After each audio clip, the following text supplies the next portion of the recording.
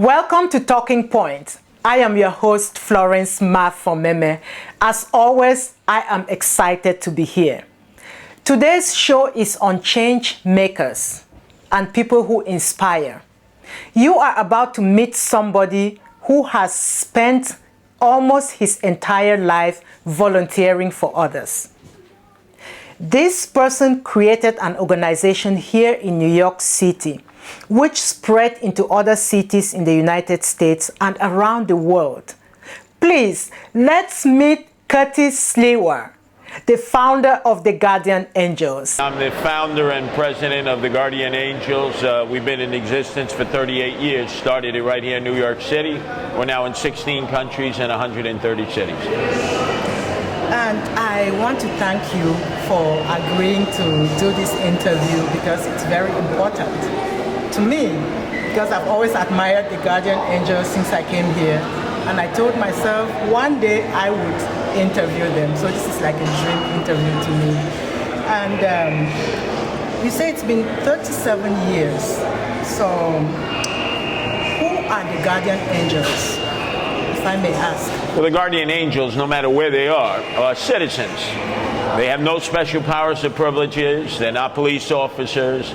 But what we do is go out in a visual way with the red berets, the red jackets, and we're a visual deterrent. So it could be men, women, older, younger adults. It matters not. All different colors, black, white, Hispanic, Asian. And what you do is, without weapons, with no special powers or privileges, you patrol subways, streets, parks, public housing projects, wherever there are crime problems, wherever you have been requested. And you do so voluntarily. And if there happen to be fights and disputes and crimes being committed, you'll physically intervene. So you're not just the eyes and ears of the police. You'll physically intervene, detain people until the police arrive. So what motivated you to start the Gardian Angels? Back in the late 70s, I was a night manager of McDonald's up in the Bronx. And the Bronx was just coming unglued.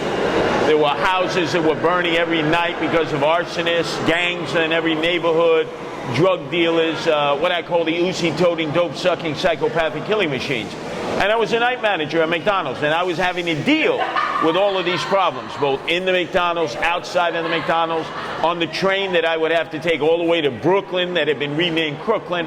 So you couldn't escape it. And because I was single, I didn't have a family at that time, I was responsible only to myself. I looked around and I said, well, what are the politicians doing? What are the police doing? And they weren't doing much.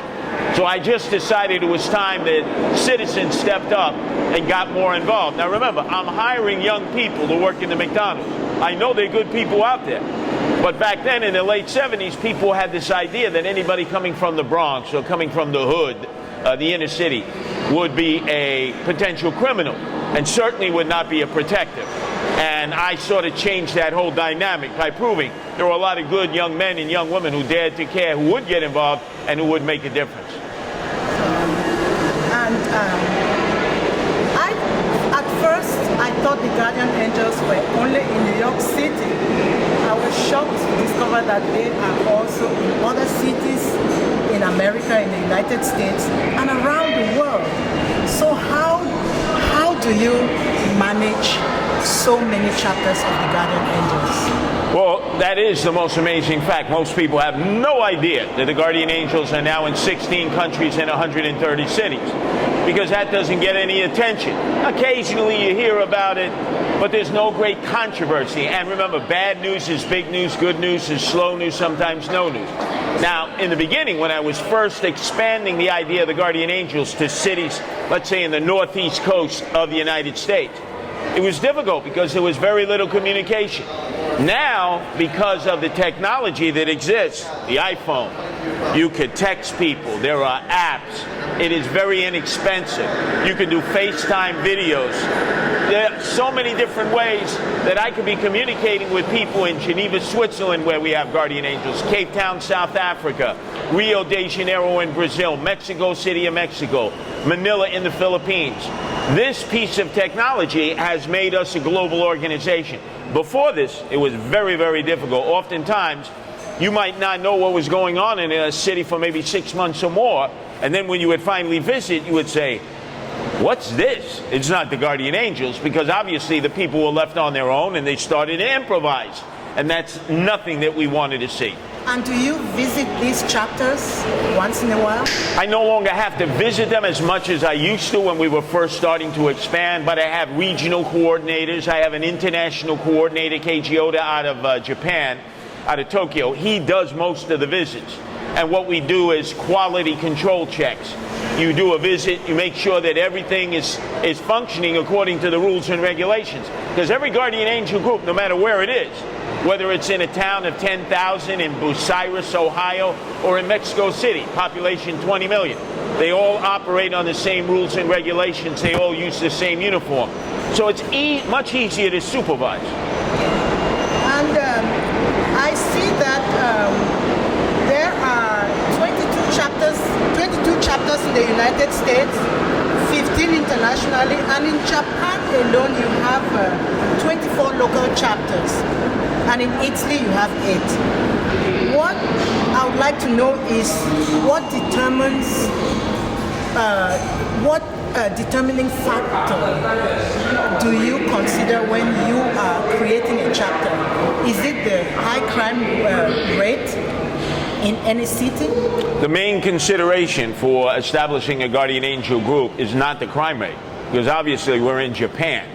Japan does not have a major crime problem compared to Brazil, South Africa, Mexico, Dominican Republic. What you do is you determine it based on the people who approach you. Are the people in Japan, in Tokyo, were they willing to do all the work necessary to establish a group? What are their unique problems? For them, it was mostly theft in the street, home invasions. All right, not the most serious crimes. We're not talking rape, murder, gangs, drug dealing. But to the Japanese, it was a serious increase in crime. So in order to combat that, they worked with the National Police Force, and we were able to find enough people in Japan to become Guardian Angels. But it's ironic. When I went over for the first Guardian Angel graduation in Tokyo, this is 20 years ago, I was in a place called Roppongi. It's an international district in Tokyo. And there were 14 Japanese Guardian Angels who had just graduated. The people in Japan were approaching them and saying, hey, how do you like Japan? How do you like Tokyo? Because their mindset was that every Guardian Angel was from New York City. So even though they saw these Guardian Angels are Japanese, they didn't speak English, they were from Japan, they spoke Japanese, in their mind, the brand is so strong of it being a New York entity that they just assumed those Guardian Angels were from New York. So it's very difficult to change that mindset. And I see that you also have a youth program. Are you nurturing future Guardian Angels? Or the Junior Guardian Angel program came about not so much to nurture future Guardian Angels. It will do some of that. But it was really to keep young people out of harm's way. We start as young as 6 years old, and you can join up until the age of 15. Now, you don't patrol. You're not endangering your life. But you are doing community service. You're getting involved in after-school activities. A lot of it is devoted first to language skills. Because a lot of the children, they don't speak English as a primary language. So we immerse them in English. They're doing math. Then they're doing martial arts to build up their self-respect, their conditioning, and their ability to defend themselves. And then they go out on the weekend and they do community projects to improve their community. And you also have the Junior Guardian Angels. What do they do? The Junior Guardian Angels and it's the same program. It's just it's divided into two. So you wouldn't have 6-year-olds with 15-year-olds because obviously the age is far too difficult. So you generally have the 6 to 10-year-olds and then the 11 to 15-year-olds. So the young adults who are 11 to 15, they end up doing more things because they're capable of handling more responsibilities. The children who are 6 to 10, we're giving them the basics because many of them come from dysfunctional homes, dysfunctional neighborhoods. They don't have the ability to speak correctly. You know, they're cursing. They don't know how to respect their elders. So you really have to start structuring those youngsters because they're not getting it in the house. So I see that volunteering is the heart and soul of the Guardian Angels. How do you get people to volunteer? I've been a volunteer all my life. Long before I created the Gardian Angels in 1979, I volunteered to clean up streets. I volunteered in a recycling program in the late 60s, early 70s in Brooklyn. So I understand the concept. And it's not easy to get people to volunteer, particularly in this day and age where people would much prefer to stay in their apartment. They'd rather play with their iPhone, entertain themselves or educate themselves. So they'd rather not go outside and get involved in a nitty-gritty activity that's going to make a difference in people's lives. So it's difficult to get them to be proactive, but you have to keep trying. So what you do is you encourage each member to go out and recruit another member, hopefully a friend, maybe a relative, somebody they've already had communication with. And because they get such a thrill out of being a Guardian Angel, and remember, our paycheck is not money. The paycheck we get is people will see us and they'll pat us on the back so hard, you got to go for a chiropractic adjustment the next day. So you get recognition, you get attention. People are actually happy that you're out there. Something you may never, ever achieve anywhere, anytime, any place, in doing anything else in the rest of your life, where you're just another nameless, faceless individual out there in the mass of humanity. And are there any restrictions on who should volunteer? Who volunteers? Yes. Anyone can. Now, most people assume that you have to be a black belt, you have to be an accomplished martial artist because it's dangerous out there. No, you don't have to be the son or daughter of Bruce Lee. You don't have to throw spinning hook kicks and axe kicks. You don't have to be a proficient martial artist. We'll teach you basic martial arts. What you have to be is cool, calm, and collected. You have to be able to withstand verbal abuse and physical intimidation without responding yourself, because then you're like gasoline on the fire. You're going to create more of a problem. And you got to work within a concept that's us and we, not I and me. Now, here in America, everyone's an individualist. In fact, we accentuate the I and me. Number one, second to none, Darwinian, survival of the fittest. That's the way it is in business. That's the way sometimes it is in education. Not in the Guardian Angels. It's all about what you do as a team. It's the team that goes out on a patrol. It's the team that comes back as a patrol. It is the unit that's part of other units. How are you making a difference in people's lives? And then we don't carry weapons. And in America, good people want to carry weapons, bad people carry weapons, and good people want bigger weapons. And then you have an escalation of weapons, which in my mind doesn't really solve any issues. And do people with criminal backgrounds volunteer? Do you take people? One of the benefits that I incorporated into the Guardian Angels is I didn't have a policy where if you've had a problem with the law, you can't qualify. There are a lot of organizations where if you've been arrested, they say thank you, but no thank you. Not with us. It all depends. What was it? If you're a murderer, a rapist, an arsonist, if you've been dealing weight in drugs, not nickel and dime bags, no, you can forget it. But if you've been in trouble with the law, and you've been in and out of the court system, but it hasn't been a really major crime, yeah, you can qualify to be a Guardian Angel, because we want to give you an opportunity to make a difference in your life and in other people's lives, and maybe make up for the bad things that you did originally. We're one of the few organizations that will take a chance like that. And many people say they no longer see the Guardian Angels as much as they used to during the 80s and the 90s. Is there a decrease in the number of people joining the Guardian Angels today? Oh, yeah. Well, remember, when I first started the Guardian Angels, you didn't have the kind of police you have today. The city was on the brink of fiscal collapse. New York City was ready to actually declare bankruptcy. They were firing cops and social workers, teachers, firefighters. So you would get on the trains at night. There were no police. It was anarchy. So naturally, many more people joined because conditions were far worse. It's just like supply and demand. So the greater the crime rate goes up, the more members join because they've been personally affected by the crime. Maybe their mother was mugged.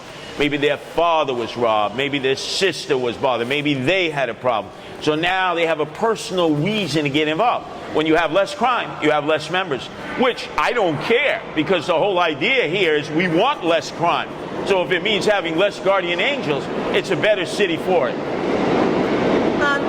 I personally, when I just came to this country and saw the Guardian Angels, I felt safe. Yes. Do you think many people in the communities feel like me, safe?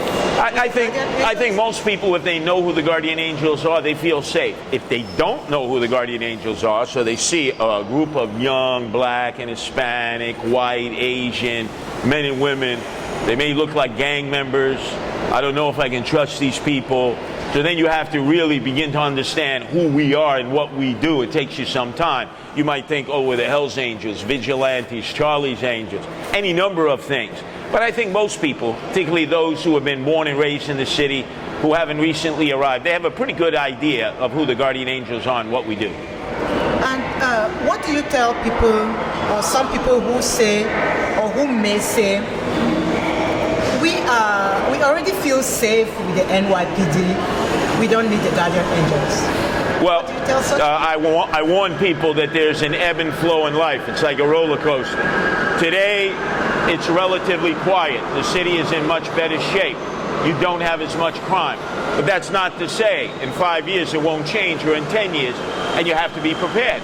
I remember growing up in the 60s, you didn't have the crime that you had in the 70s, and then all of a sudden crack came in the 80s, and crime just exploded. So you always have to be vigilant, you always have to be prepared. There can never be enough volunteers. So even if we're just caring for the many homeless people or the emotionally disturbed, who are everywhere in the subway system and in the streets, we're providing a service that very few other organizations can, because it may not be safe for them, or choose not to do. Do you have any conflicts with the police departments in the cities where you are present? In the beginning, the first 13 years when I organized the Gardian Angels, I myself got locked up by the cops 76 times. And oftentimes, they would give me a wooden shampoo, a concrete facial, a rough ride in the paddy wagon. They despised us because they didn't understand us. First of all, they thought we were there to take their jobs. There's always a conflict when professionals are side by side with volunteers. Professionals don't like volunteers. Secondly, they didn't trust our motives. They assume, oh, they're mostly teenagers, they're going to be thugs. You watch. The first time there's a problem, they'll revert to their instincts, which is to go out there and loot and rob and assault and rob. And so they were operating on a negative premise, because remember, cops mostly deal with teenagers who are troublemakers. They're not dealing with good teenagers. So they had all the wrong rationales. It took them 13 years to learn that we were the real deal. And it wasn't until Rudy Giuliani was elected mayor in 1993 that he changed the whole attitude towards us. He ordered the police, you got to start working with the Gardian Angels. You got to start cooperating. If I would have tried to have done this in 1979, 82, 85, 87, sit here and talk to you, these guys, these women would have arrested me and put me in the precinct. And you would have said, what are they being arrested for? Disorderly conduct, disturbing the peace, unlawful assembly, obstructing of government administration. And you would say, that's crazy. And it was. So, what do you think of President Trump's promise to fight urban crime? Well, when it comes to Donald Trump or Barack Obama, or whether it would have been Hillary Rodham Clinton or Bill Clinton or Bush 43 or Bush 41, they all talk a good game about urban crime. But to be honest, they don't understand it. Even though Barack Obama was a community organizer in the south side of Chicago, he had a better grip on it. But if you notice, he didn't do anything about the crime in Chicago when he was president. It's at an all-time high. And Donald Trump, he says a lot of things, but he doesn't really understand it. I remember one of the first people he had visit him in Trump Tower after he got elected was Steve Harvey, the comedian. What does Steve Harvey know about dealing with crime in the streets? He might maybe make you laugh.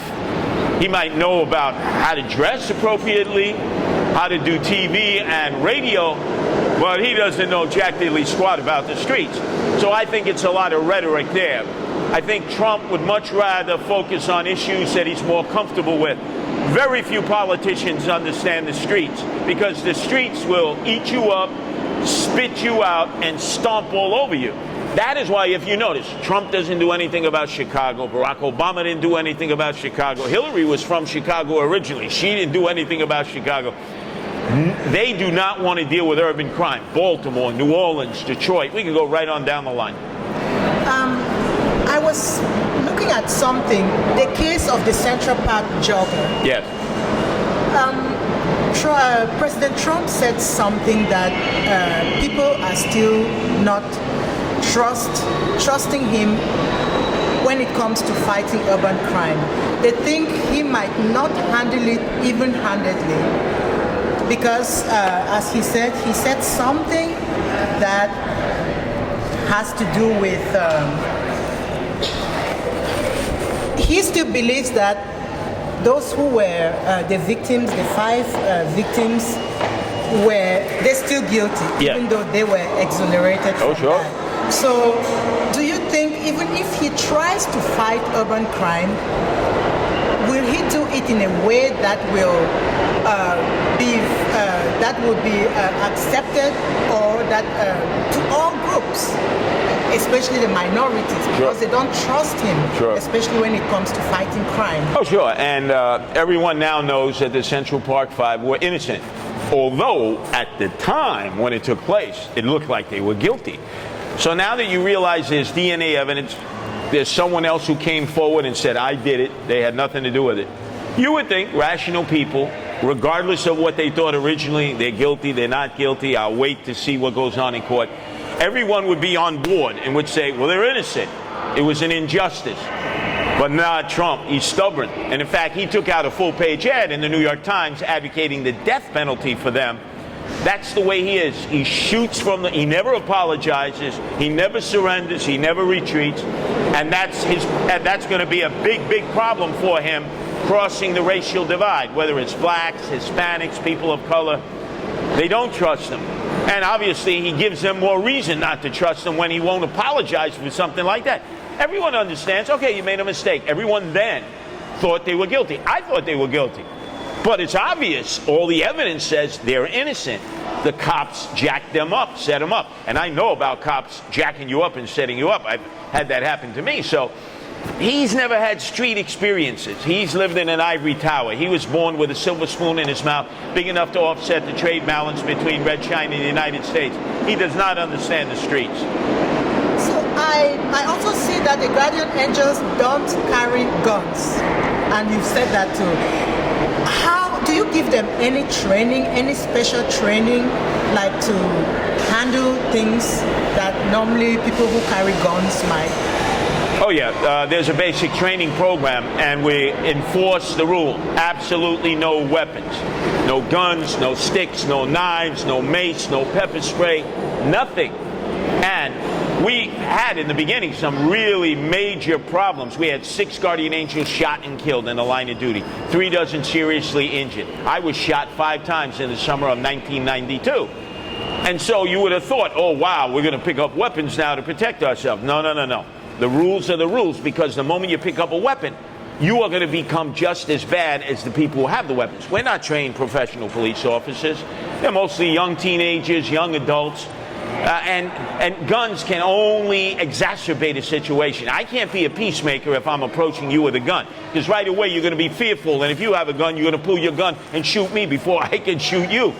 So actually, as part of the training, it's not so much the martial arts. People think, oh, it's the martial arts. No, it's your ability to remain cool, calm, and collected. It's your ability to understand right from wrong and to make the right decision.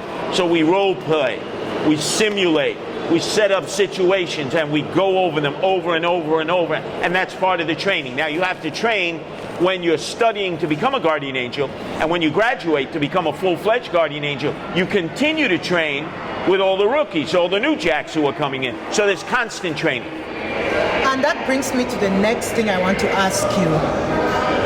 As an angel, or as a Guardian Angel, how do these young men grow as individuals? Well, the young men and young women who join us, many of them come from households and communities in which they don't communicate, they don't speak.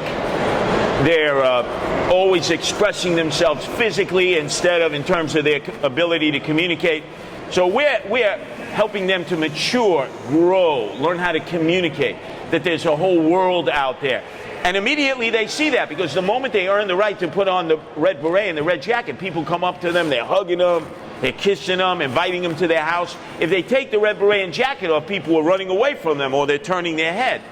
And then they begin to understand, wow, there's a lot to this. This is a pretty important thing. And I have to really take really good care of this. Because remember, any one Guardian Angel, any one rotten angel can ruin it for everyone. Because again, bad news is big news, good news is slow news. But we'll take a chance, because we know it's the organization that will persevere. principles are more important than personalities. And talking about the red berets and the red jackets, why red? It's outstanding. Why did you choose red? Back when I was first thinking about it in 1978, 79, the subways were very dark then. You didn't have the lighting like you have now, so it was very dark and dank. And red would clearly stand out on a platform. And the red beret, which becomes the symbol of the Guardian Angels. If you saw a Guardian Angel 50 feet away, 500 feet away, you knew you could go to that Guardian Angel and he or she would help you. So it was an identifiable symbol. Red is a very powerful color. You can see it at a great distance. Oftentimes you'll see cops, they're in blue, not as readily identifiable, and especially if they take their hats off, then you can't even tell they're cops. That's why the red beret is so important always to be worn. And your motto is, "We dare to care." Yes. Could you tell us more about that? When we first came about, I was thinking about, well, what kind of words can we attach? You know, because you want to market this concept. You want to brand this concept. And so I came across a number of different ideas. They didn't seem to fit. But Dare to Care did, because that's exactly what you do. The moment you step up into the ranks of the Guardian Angels, you're making a public statement to everyone, the good people, the bad people, that you dare to care. And that, in fact, you'd be willing to risk your life for people you don't even know. That is the most powerful gift that you can give to anyone in this universe. And you went from being a manager at McDonald's to founding and heading a worldwide organization. How do you think you and the Guardian Angels have come? Well, I got to be honest, I hated every day that I worked at McDonald's. But it taught me about structure, order, and in a sense, I franchised the Guardian Angels all over the world. If you go to a McDonald's in Red China, you go to a McDonald's in Brazil, it's the same as the McDonald's here. If you see Guardian Angels all over the world, it's the same as it is here, with slight differences. So I learned a lot from my McDonald's experience. That's where I was able to begin the first patrols. But then, when I had to step out on my own, because they fired me, as soon as I started the group, they say, "Oh, that's vigilanteism. We can't tolerate that. You're fired." Then it became a real struggle. And then I had to basically put nickels, dimes, and pennies together to survive while still managing the Guardian Angels locally and then helping to expand it globally. So many people who will be watching, some may want to join, some may want to know more about the Guardian Angels. So how can they reach you? Oh, the easiest thing nowadays, everybody has a website. Even thugs have websites, gangs have websites. Well, the Guardian Angels have a very good website. It's global, it's national, it's regional, it's local. So you can go on www.guardianangels.org, and wherever you are, you can see the community you're in. You can contact us if you're interested in joining or helping or finding out more about what we do. Because it's not just patrols, it's not just junior Guardian Angels. We have a Guardian Angel Watch program for people who don't want to patrol, but they want to be the eyes and ears. We have a Guardian Angel Animal Protection Division that protects stray cats, stray dogs, because they can be utilized for the benefit of the community. They shouldn't be abused. So there are a number of different projects that we have that anyone can see on the website at guardianangels.org. Could you tell us more about the Watch program? The Guardian Angel Watch program is for basically older adults. These are men and women. Sometimes they're in their 60s and 70s, although I'm in my 60s now, 62. But I don't think I'm going to be a Guardian Angel Watch member. I've still got enough testosterone flowing through my veins and arteries. But it gives you an opportunity to walk your streets. You're wearing a red baseball cap, a red T-shirt. Guardian Angels are patrolling with you, but you're really there more as eyes and ears. If there's a problem, the Guardian Angels get involved. But you feel empowered. You feel like you're making a difference. Thank you so much for accepting to do this interview with me. Oh, anytime. My pleasure. Thank you. Hey. I hope you learned more about the Guardian Angels. So if you see any of them out there, know who they are. Just go up to them and they will help you.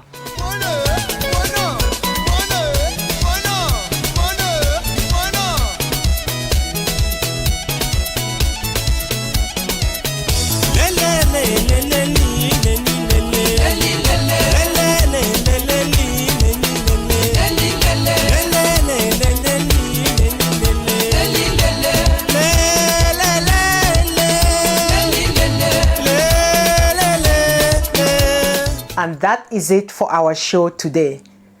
I hope you enjoyed it. I will see you same day next week.